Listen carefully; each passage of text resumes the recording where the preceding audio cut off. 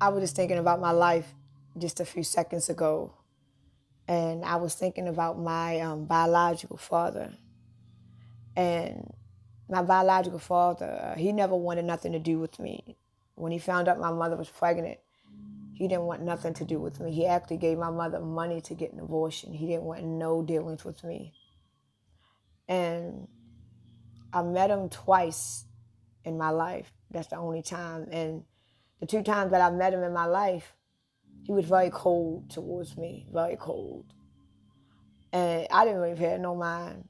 But if I was in another mindset, if I would have broke me. And when I think back at that, because he's dead now, but when I think back at that, I'm like, wow,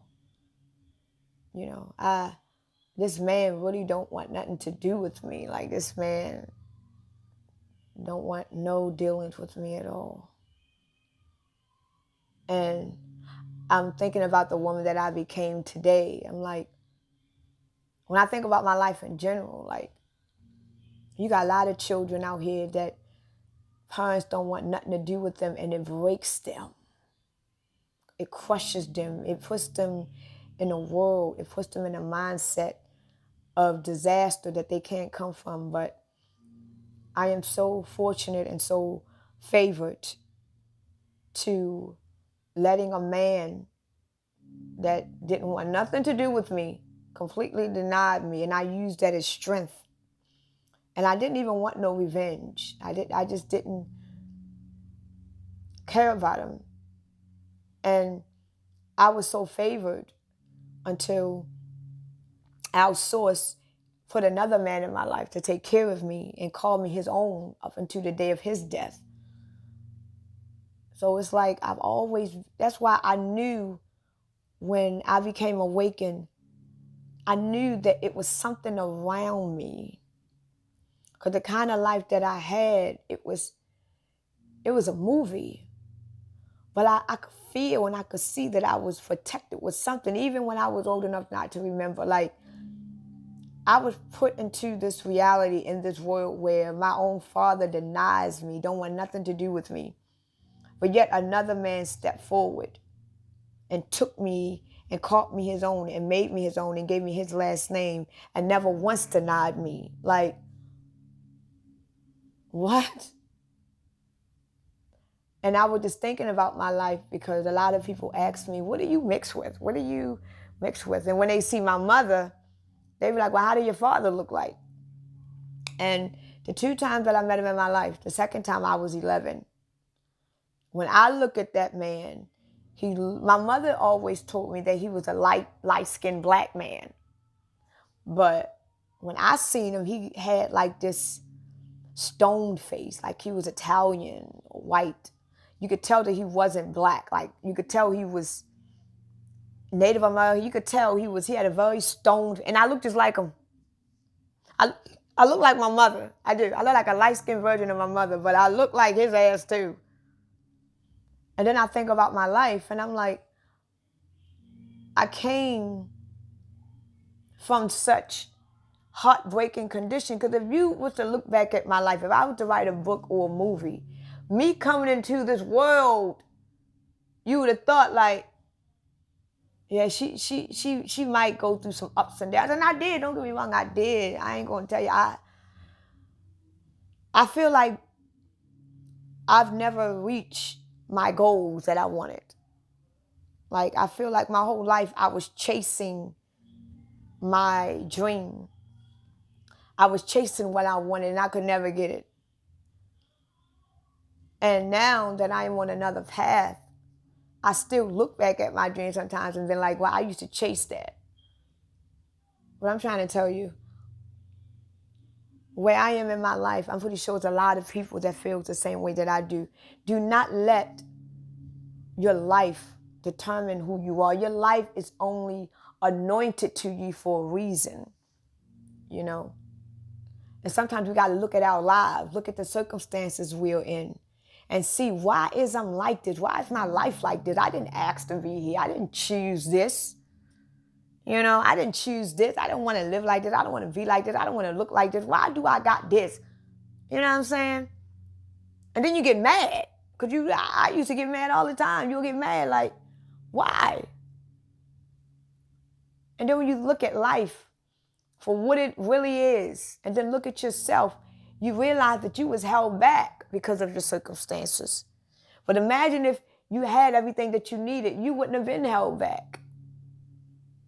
So sometimes your circumstances hold you back for something that you think is meant for you. Because if I didn't have this Bell's palsy, if I didn't have this Bell's palsy, I would have been the singer that I wanted to be. I would have took care of my family the way I wanted to. I would have been rich. My life would have been completely different if I didn't have Bell's palsy. I know it. I know my life would have been different. But the fact that I do have it, when I became awakened, I realized that this Bell's palsy that I have, it saved me and it kept me far away from Satan himself. And what I mean by that is because if I didn't have this disease, I would have been that singer, not knowing what I'm getting myself into. But the fact that I have this disease, Satan can't touch me. He didn't want no dealings with me.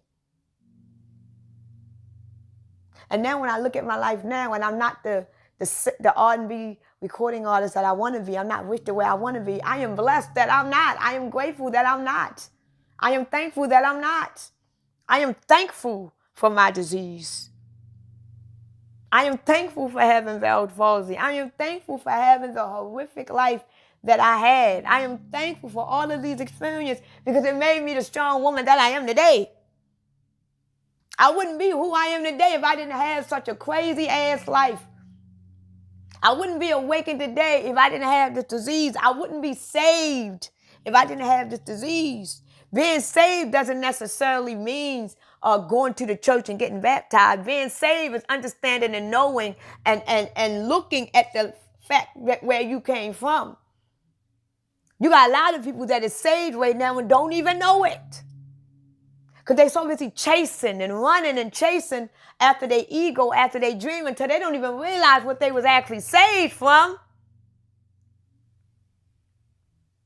And I was saved from Satan himself with this disease, with this mark.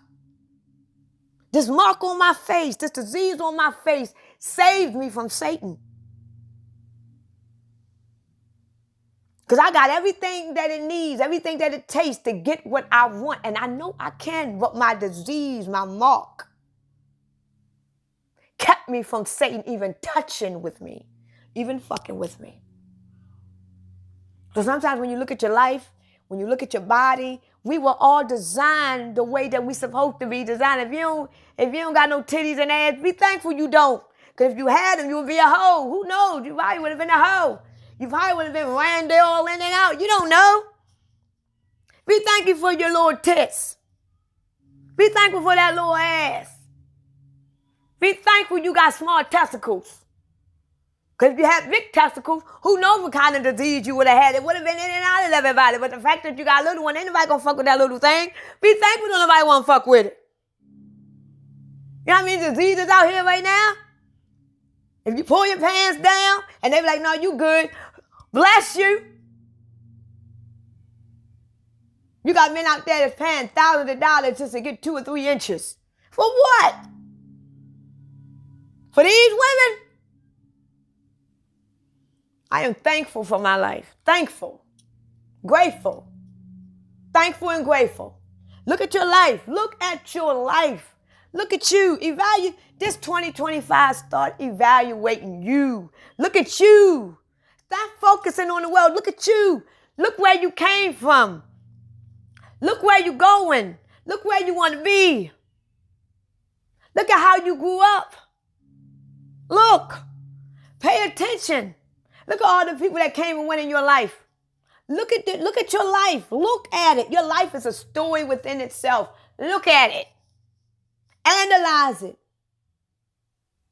And you'd be surprised the answers you will get just based off of your own self and your own life.